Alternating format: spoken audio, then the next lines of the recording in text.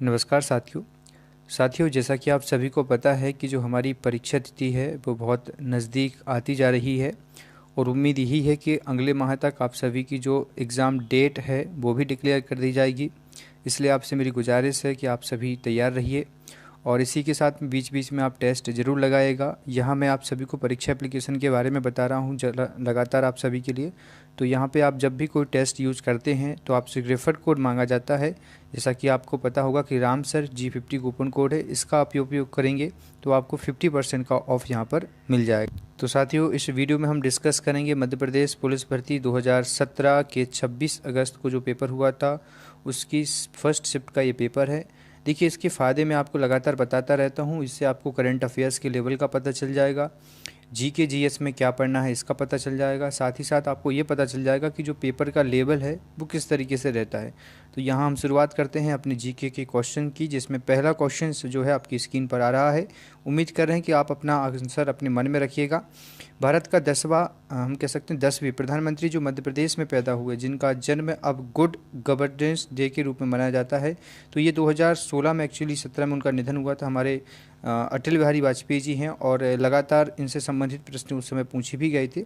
तो याद रखिएगा कौन है, अपने अटल बिहारी वाजपेयी जी ग्वालियर से संबंधित हैं और इनकी जो पुस्तकें हैं उनको, और साथ ही साथ पुस्तकों के अलावा जो इनकी लिखी हुई कविताएं हैं उनको भी स्पेशली याद रखिएगा, क्योंकि ये हमारे सबसे प्रतिभाशाली प्रधानमंत्री रहे हैं और ख़ासकर मध्य प्रदेश से संबंधित थे। ऊटी और कोडाईनाल जैसी पहाड़ी स्थानों पर आप भारत के किस राज्य में आएंगे? तो इस प्रकार से पूछा गया क्वेश्चन है। देखिए दोस्तों, ये तमिलनाडु, कर्नाटक, केरल और महाराष्ट्र, ये जहाँ तक आप इसको मैप में देखेंगे तो ये जो हैं तमिलनाडु में जहाँ तक हैं, देखिए तमिलनाडु ही आंसर सही है इसका। आप जब भी आप जियोग्राफी को पढ़ें तो सबसे मेन चीज़ है, चाहे वो आप इंडियन की जियोग्राफी पढ़ रहे हैं, चाहे आप भारत इंडियन या एमपी या वर्ल्ड, आप पहले तो उसको मैप की स्थिति से देख लीजिए कि जो पहाड़ियाँ, पर्वत हैं, जो नदियाँ निकलती हैं, आपको बहुत आसान हो जाएगा। ट्रिक्स से रटने की आवश्यकता ज़रूरी नहीं है। एक बार यदि आप भारत को मैप से समझ लेंगे कि कौन सी नदी कहाँ निकल के जाती है, कौन सी पर्वत कहाँ निकल के जाती है, तो आपको बहुत आसानी हो जाएगी। गुजरात के मुख्यमंत्री कौन है? तो दोस्तों, उस समय जहाँ तक मुझे पता है 2017 में आनंदीबेन पटेल थी। विजय रूपाणी वर्तमान में है, या विजय रूपाणी हो सकते हैं आनंदीबेन पटेल के बाद, तो यहाँ तक हो सकता है विजय रूपाणी है। देखिए, आनंदीबेन पटेल जहाँ तक है मुझे 2016 तक रही थी, उसके बाद राज्यपाल घोषित कर दी गई थी और मध्य प्रदेश में राज्यपाल भी रही हैं। तो विजय रूपाणी, इस तरीके से फैक्चुअल क्वेश्चन पूछे जाते हैं। बिल्कुल ईजी क्वेश्चन है। आप देखो, गौतम बुद्ध जी का जन्म कहाँ हुआ था? कितना सरल है। लुम्बिनी में हुआ था, कपिलवस्तु में हुआ था, सारनाथ में हुआ था, या गया में? तो ये जो हुआ था वो लुम्बिनी में हुआ था, और लुम्बिनी जो है वो दोस्तों वर्तमान में नेपाल में पड़ती है। कपिलवस्तु में उन्होंने पहला उपदेश दिया था, गया में उनका बोध है, मतलब उनके जो बौद्ध भिक्षु होते हैं उनको रहने का है, सारनाथ में उन्होंने उपदेश दिए थे पहली बार, है ना। इसके बाद क्वेश्चन है कि निम्नलिखित में से कौन सा अनुच्छेद भारत के संविधान में संशोधन की चर्चा करता है? कितना रटा रटाया क्वेश्चन है, सटा। इसको पढ़ा ही होगा आपने 3, 6, 8 में, ठीक है। उसमें बताया गया है कि कोई भी स्थिति में संविधान, पहला गोलकनाथ विवाद आया था 1957 में आया था, शायद 1959 में आया था, कि इसमें कहा गया था गोलकनाथ विवाद में कि भाई किसी भी स्थिति में आप संविधान में संशोधन नहीं कर सकते।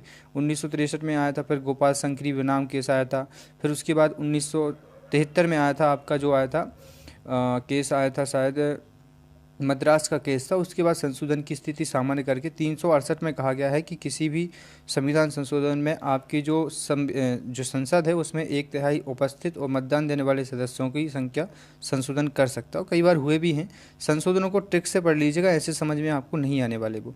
2016 करंट अफेयर्स, निम्नलिखित में से कौन सी अंतर महाद्वीपीय बैलिस्टिक मिसाइल का 5000 किलोमीटर से अधिक की पारस का सफलतापूर्वक परीक्षण किया गया है? तो ये थोड़ा टेक्निकल क्वेश्चन था और हो सकता है इस तरीके के 1-2 क्वेश्चन आपसे ना भी बने, तो इसके लिए ज़रूरी नहीं है कि आप बहुत डीप जाने लगो, है ना। तो इसके लिए आंसर आपका जो था वो अग्नि था, अग्नि 5 था, ठीक है। उस समय ये परीक्षण हुआ था, तो उस समय के लिए करंट का क्वेश्चन बना हुआ था जहाँ तक। इसके बाद क्वेश्चन क्रमांक 10वां है, बहुत प्यारा क्वेश्चन है, बहुत आसान है, लूसेंट से उठा लिया, कि किस उच्च न्यायालय ने हाल ही में सप्ताह में एक बार शैक्षणिक संस्थानों में वंदे मातरम गाना अनिवार्य करने का एक आदेश जारी किया? तो किस उच्च न्यायालय ने? ये 2016 के हिसाब से करंट था, वैसे आज भी रहेगा ये करंट, क्योंकि ये तो पहली बार हुआ था। वो जहाँ तक मुझे याद है ये पंजाब या हरियाणा उच्च न्यायालय की बात नहीं, मद्रास का है, सॉरी, आंसर मद्रास आपका सही हो जाएगा। तो करंट की चीज़ें जो घटनाएं घटित होती हैं आपसे 2020 की ही घटनाएं पूछी जाएंगी, याद रखना। इतना पीछे मैंने पीएससी का भी एग्ज़ाम भी दिया है और उसमें मेरे अच्छे नंबर है, 70+ नंबर आए हैं। और उम्मीद भी है कि मेंस लिखूंगा आप लोगों की प्यार से और सपोर्ट से। देखिए करंट जो मैंने देखा है वो करंट बहुत सिमिलर पूछा गया था, उसमें तो 2021 का क्वेश्चन आया था। पीएससी में जितने भी करंट के क्वेश्चन आए 3-4 ही आए थे, पर 2021 के ही उसमें पूछे गए थे और आपसे 2020 तक के पूछे जाएंगे, वो मैं कवर करा दूंगा। करंट की चिंता आप मेरे ऊपर छोड़ दो, एक भी क्वेश्चन बाहर नहीं जाने दूंगा, इतना एक्सपर्ट में जो चीज़ें पूछी जाती हैं। भारतीय नौसेना का सेवा में एकमात्र सक्रिय विमान वाहक कौन सा है? सक्रिय विमान तो ये सबको पता है। देखिए हैं तो बहुत से, लेकिन वर्तमान में जो एक्टिव है वो कौन सा है? ठीक है, तो जहाँ तक मुझे विक्रांत का पता है, और हो सकता है कि कौन सा हो, देखते हैं इसका आंसर।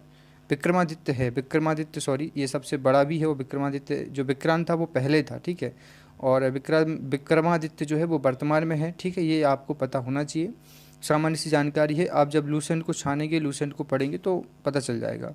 बहुत ही लड्डू नुमा क्वेश्चन आ गया। नर्मदा नदी सबको पता है भाई, अमरकंटक में से निकलती है, और आपकी जो पता होगा टोटल लंबाई जो है वो 13-12 किलोमीटर है, 1077 मध्य प्रदेश में है। इस पर बहुत सारे जलप्रपात हैं, कपिल धारा, दुग्ध धारा, बहुत सारे हैं। भारत में अपना पहला क्रिकेट विश्व कप कब जीता? सबको पता है, तो रटा रटाया क्वेश्चन है, वो सबको पता है। 1983 में जब हमारे कपिल देव जी कप्तानी में, कपिल देव जी को हरियाणा हरिकेन कहा जाता, उस समय जीता था। और 2011 में फिर शायद तीसरी बार जीता, दूसरी बार था। और इस तरीके से 19 का चूक गए थे हम। ठीक है, चलिए आगे देखिए। जाकिर हुसैन किस प्रसिद्ध तबला वादक के पुत्र हैं? ये मध्य प्रदेश से संबंधित है। अब हुसैन लगा है तो आप समझ सकते हैं, इस तरीके से जो आप लोगों का ग्वालियर संभाग है, ग्वालियर क्षेत्र, उसमें माना जाता है। अमजद अली खान, अमजद जमाल, अलका राखा या शहीद अली सईद मोहम्मद। तो आपने सुना होगा, जहाँ तक मुझे इनका याद है तो डी होना चाहिए, जहाँ तक मुझे पता है। नहीं, अलका राखा, अल्लाह राखा जी के हैं। ये बहुत ज़्यादा डीप पूछ लिया है साथियों, बहुत डीप पूछ लिया, और क्वेश्चन ना भी बनता तो छोड़ देते, 1-2 क्वेश्चन में कुछ नहीं होता। अब इतना डीप कोई नहीं पढ़ता, हालांकि हो सकता है कि जो बुक आपकी मध्य प्रदेश की होगी उसमें यदि दिया हो, बाकी इतना डीप जाने की ज़रूरत नहीं है। एक आध क्वेश्चन आ जाता है ऊटपटांग, तो उसको परेशान होने की ज़रूरत नहीं है। उदयगिरी और खंडागिरी गुफाएं कहाँ पर? उदयगिरी की तो आपको पता ही है कहाँ पर है, साथ ही साथ खंडागिरी की हैं। तो देखिए, अब उदयगिरी खंडागिरी दोनों मध्य प्रदेश में होनी चाहिए, पर ये लोग कह रहे हैं कि ये हैं आपकी उड़ीसा में।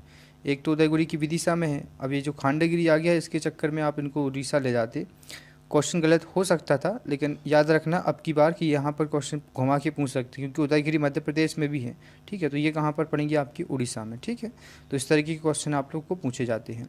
जबलपुर जो कि एक महत्वपूर्ण शहर है, किस क्षेत्र के अंतर्गत आता है? इस सबको पता है, महाकौशल से रटा रटाया प्रश्न है, महाकौशल जबलपुर है ना। अंतरिक्ष में जाने वाली पहली महिला सबको पता है, कल्पना चावला। सॉरी, इसमें कौन था? सॉरी, महिला नहीं पूछा है, कौन था। महिला पूछते तो अपन कल्पना चावला लगाते। राकेश सिंह जी थे, राकेश शर्मा। और इनको आपको पता होगा, प्रधानमंत्री जी ने पूछा था, तो वो आपको सब पता ही होगा, लूसेंट से पढ़ा होगा कि सारे जहाँ से अच्छा मध्य भारत दिखता है हमारा, जब हमारी इंदिरा गांधी जी ने उनसे पूछा था, उस समय की बात है ये। अब क्वेश्चन पूछा गया कि भूदान आंदोलन के प्रवर्तन कौन थे? देखिए, भूदान आंदोलन कई बार मुझसे भी पूछा गया था, पर मैंने इसको पता कैसे याद किया है। भू से विनोबा, भा से भूदान, है ना। इस तरीके से आप इसको कनेक्ट करके पढ़ सकते हैं, भूदान भावे, है ना। तो ये एक्चुअली भूदान से तात्पर्य ये था, उस समय आंदोलन था कि आप भूमि को अपनी समर्पित करें। आपके पास यदि संपत्ति ज़्यादा हो रही है तो उसको समानता की दृष्टि लाने के लिए ये विनोबा भावे जी के द्वारा जो था वो दक्षिणी क्षेत्र में चलाया गया था, भूदान आंदोलन, ठीक है। ये आपको याद होना है। भारत के द्वितीय राष्ट्रपति कौन है? बहुत प्यारे तरीके से क्वेश्चन पूछा गया है, इनको ट्रिक से रट लेना। राष्ट्रपति, उपराष्ट्रपति, बस, और जहाँ तक, हाँ, राष्ट्रपति, उपराष्ट्रपति और प्रधानमंत्री, इनको रट लेना। नहीं हो सके तो राष्ट्रपति और प्रधानमंत्री को बस रख सकते हो, है ना। शिक्षक दिवस जिसके तौर पर मनाया जाता है, NS Radhakrishnan. Discovery of India रटा रटाया क्वेश्चन है, सबको पता होगा भाई। ये क्वेश्चन जवाहरलाल नेहरू ने 1940 में लिखी थी। अपनी डिस्कवरी ऑफ इंडिया, विश्व की जो घटनाएं थी उसके संबंध में बता रहे थे, ठीक है। चलिए, इसके बाद किस प्रसिद्ध संस्थान के कुलपति ने हाल में ही राष्ट्रपात को बढ़ावा देने के लिए परिसर में एक टैंक को प्रस्ताव किया है? तो किसने किया? ये तो भाई करंट क्वेश्चन था उस समय, जवाहरलाल नेहरू विश्वविद्यालय ने, ठीक है, JNU में, जो कि दिल्ली में है। दोस्तों, इस वीडियो में मैं सोच रहा हूँ इतनी डिस्कस करें, अगली बार जो है डिस्कस करेंगे, 22 क्वेश्चन तक कर लेते हैं। गुलाब सागर बांध किस जिले में है? जिला पूछ लिया भाई, बहुत अच्छी बात है। तो बांजार जिले में है, सायपुरा में है, चंबल घाटी पर, या सिद्धि जिला में है? अब सबसे पहली बात तो ये पता होना चाहिए किस राज्य में है। तो देखिए, गुलाब सागर सायपुरा मध्य प्रदेश में, चंबल घाटी है। ये जहाँ तक मुझे पता है तो सिद्धि जिला या बंजार में होना चाहिए। सिद्धि जिला हमने कहा था, सिद्धि जिला साउथ का है, और गुलाब सागर जो है वो साउथ में, तमिलनाडु में, जहाँ तक मुझे याद है। गुलाब सागर बांध, है ना।